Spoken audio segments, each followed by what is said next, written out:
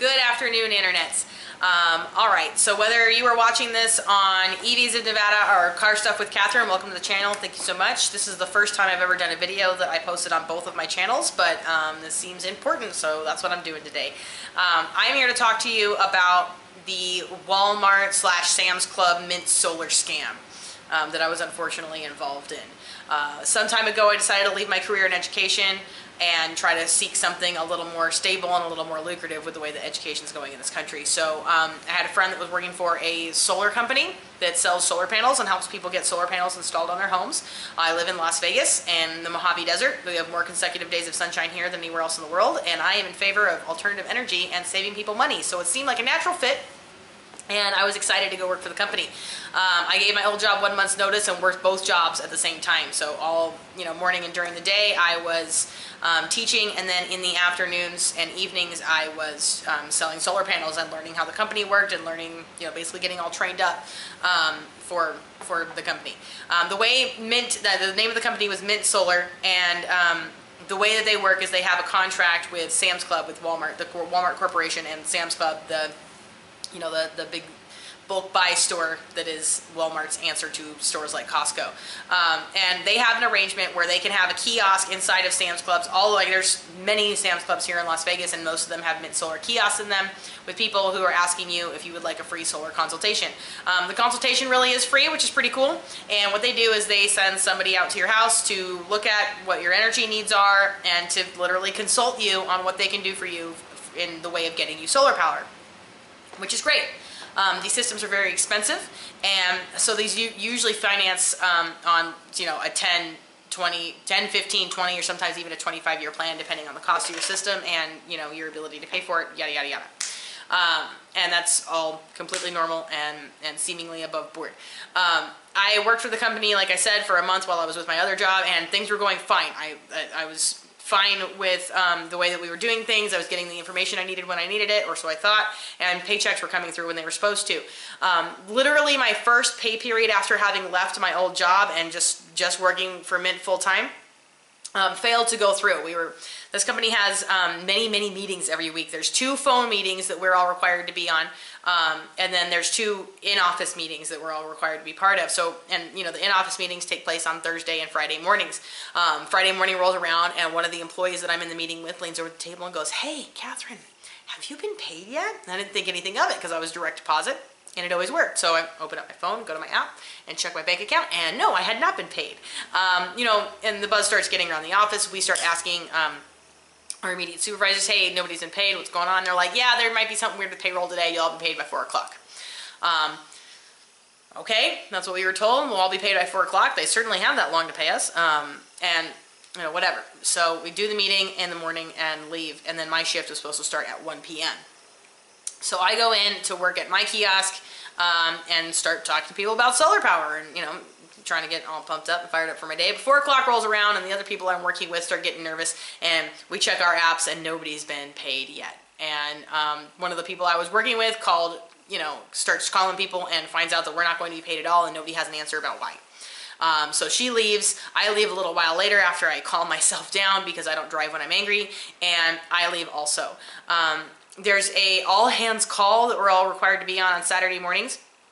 And in the call, the payroll thing was not addressed in the slightest. All of us have our microphones muted for that meeting, whether we like it or not, and we're not allowed to really participate or ask questions or anything. It's pretty much just a place for the higher-ups to talk at us, and they don't mention it. Monday morning rolls around, and we still have not been paid. And at that point, I'm pretty irate, and I'm upset, and I want to know why. There's a Monday morning all-hands call also. Again, it is not mentioned. So we get all the way through the meeting, and not a single mention is made about how nobody in Las Vegas has been paid, and people are upset and nervous. Now, I work for a company, and a lot of companies have this now, where there's a group, basically an open group chat between everybody at the company. And we use an app called GroupMe, and so in the GroupMe app, it's usually people going like, "Hey, just closed a deal, just made another appointment, good job so-and-so, yay, so-and-so just did," whatever. A bunch of rah-rahs and cheerleading mostly, but it's also a good place to get a question answered, like, somebody lives out in Pahrump and not in Las Vegas. Can we help them out with solar, or do I have to refer them? Stuff like that. It's very handy for things like that. So I get on the GroupMe and I say, hey, has anybody else been paid, or is it just me that hasn't been paid yet? Because at this point, I'm starting to wonder if I have an individual problem or if I'm part of a group problem. I'm immediately shut down and told not to talk about it in the group chat. And a couple other people answered like, no, I haven't paid, no, I haven't paid. Then I get a private message from Cameron Marr, one of my more immediate supervisors, who's threatening further action if I continue talking about it in the GroupMe. I'm like, what does further action mean? And he goes, well, you're really hurting morale. You're hurting our positivity. And I'm like, I think it's a way bigger harm to morale and positivity to not pay your employees than it is for me to ask about it when you don't pay your employees. He didn't really have an answer to that. I start making phone calls. I want to know what's going on.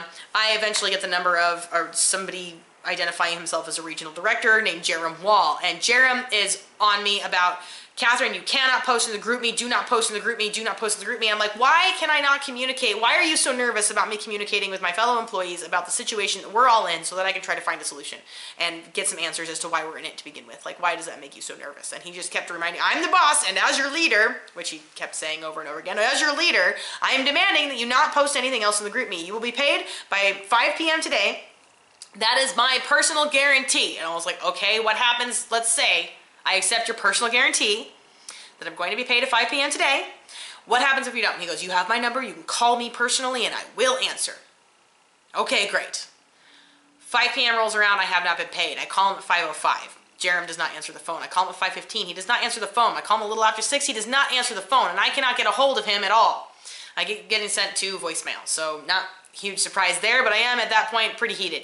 I call my more immediate supervisor, Reese Jackson, and Reese actually answers the phone. And we talked for a little while, but he doesn't have any answers either. And this is, you know, the Monday following when we were supposed to have been paid on a Friday. The next morning is Tuesday. We have a in-person meeting at what I thought was our office. So we'll get to that in a second. So we go to the meeting at the office. Nobody's been paid and everybody's mad. And you know, he fires up the PowerPoint projector, and all there is a slide that says, "Well, that sucked." If you're waiting for the punchline, so am I. It wasn't funny, and yeah, it absolutely did suck and still continues to suck to this day. And they don't have any answers either. They cannot reach Jerem either. And in fact, all they can tell us is we can't reach him. He's not even in Las Vegas. He took off to Salt Lake City. He's not here. He's in Utah. Well, that doesn't help us a whole bunch now, does it? Can't say that I'm terribly surprised, but they don't have an answer either, and they keep saying that, you know, we've switched payroll companies and the person who was putting in our payroll missed the deadline, therefore nobody's going to be paid until tomorrow. You know, at this point, you know, this is 5 days later, and they're still saying tomorrow, tomorrow, tomorrow, tomorrow. I have no reason to have any faith in this. The meeting runs long because a lot of us have a lot of questions, and a secretary who's in our lobby comes into our office and tells us that we have to leave, because the space has been rented for the next hour and another company is going to come and hold a meeting there. And that is how I found out that Mint Solar does not even have an office in Las Vegas. They rent office space to make it look as though they are a reputable company. Now, it makes sense for a little startup to rent a corporate office space so that they can have a meeting with a projector and have a central location for everybody to meet. It really does. This is not a little startup. This company keeps claiming to be a little startup, but it's not.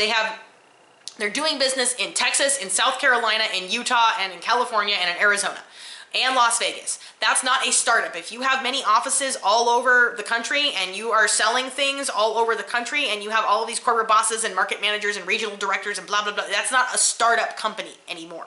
That's a major business. That's a major company, a corporation, if you will, and that's not... Why don't you have an office in one of your biggest markets? That's sort of suspicious to me. Going looking in further, we were never allowed to identify ourselves as Mint Solar inside of Sam's Club when we were talking to people. We were told to identify ourselves as Sam's Club Solar and to inform customers that if they choose to purchase solar panels with us, it's a really good idea to do that because the warranty is backed up by Sam's Club and that company's not going anywhere. It is 100% true. The Walmart and Sam's Club are not going anywhere. It's not true that Walmart or Sam's Club backs up that warranty. You have the manufacturer's warranty on whichever panels we install, and that could be any one of a handful of name brands of solar panels. You have their manufacturer's warranty to rely on, but those warranties change. The warranties on the inverters are different than the warranties on the panels. Those are all manufacturer's warranties. Nothing is secured or backed up or guaranteed by Walmart or Sam's Club. So those things are lies. Those are lies that we were told and that we were asked to pass on to customers. If you're watching this video right now and you recognize me because I helped you get information about solar panels or made an appointment with you and you heard those words come out of my mouth, first of all, you were owed an apology. I'm very sorry that I was put in a position to basically lie to you because somebody told me a lie and then I passed that lie on to you for the benefit of neither you or myself, but for the benefit of a dishonest corporate entity. And you were owed an explanation about that. So in the description down below, I'm going to link Mint Solar and also Sam's Club Corporate, so you can call and file your complaint. Because you definitely deserve an answer about that. And I believe that that's the right way to do things and to be forthright and forthcoming about all information that I have when I have it. So please go ahead and check the description down below for that information. These are things that I have a problem with, and for those reasons, in addition to not being paid, and you know, the more I started digging, the more I kept finding out that this is not a good place to work, and that these people do not have their act together, I terminated my employment.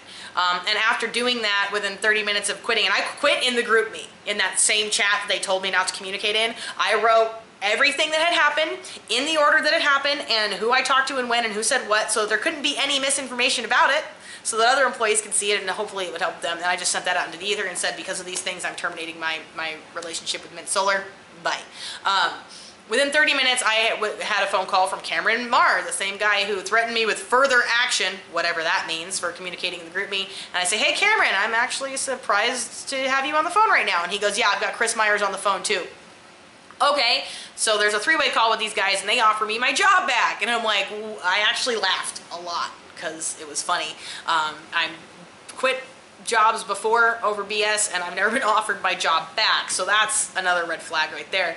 And I was like, I don't really feel, I don't have any faith in leadership at this point. You guys, I haven't been told the truth yet. Like, why would I come back and work for you? And they're like, well, we actually know you were more interested in the position above you, in the Solar Pro position, rather than the sales rep position.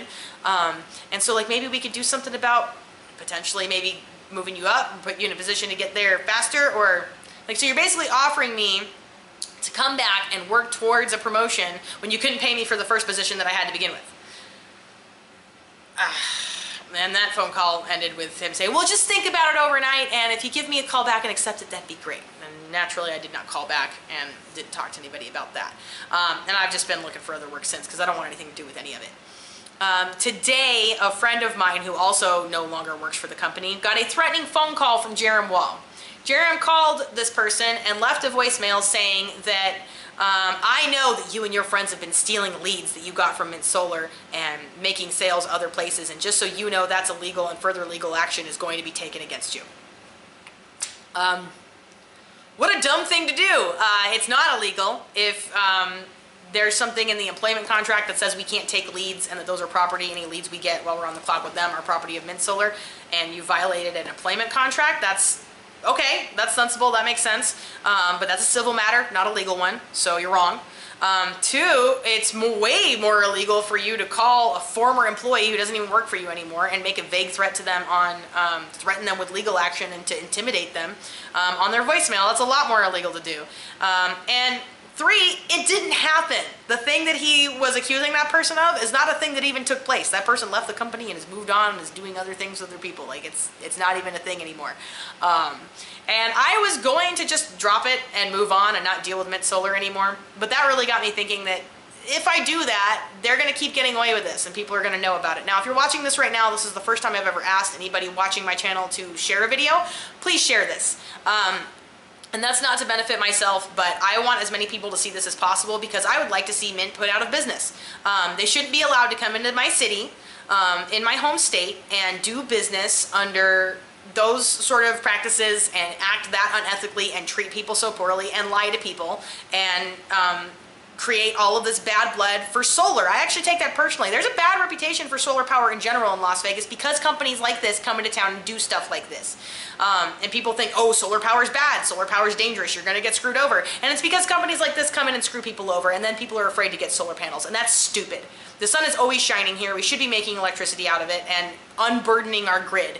We have a burdensome population here. Solar could be a real solution, and they are dirtying the waters for everybody. So one, screw them for that, especially screw them for that. Screw them for screwing people over, and screw them for screwing their employees over. So please share this video around.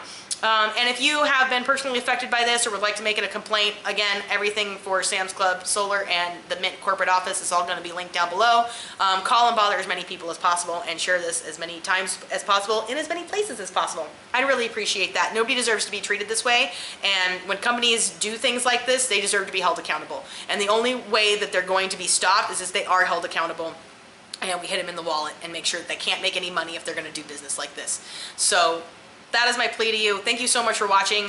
In the future, we're going to get back to automotive content. When things like this happen, I always want to be honest with you guys and let you know exactly what's going on. And I figure the more information people have, the better. So I really appreciate your time. And if this is your first time on the channel, ordinarily this is an automotive vlog, no matter which of the channels you're watching. Please consider subscribing right over here, where there's going to be more car content soon. Here's some other things I'm positive you're going to enjoy a lot more than this right down here. My name is Catherine with both EVs of Nevada and Car Stuff with Catherine. Please remember to like, subscribe, and smile, even when it's not such a good day.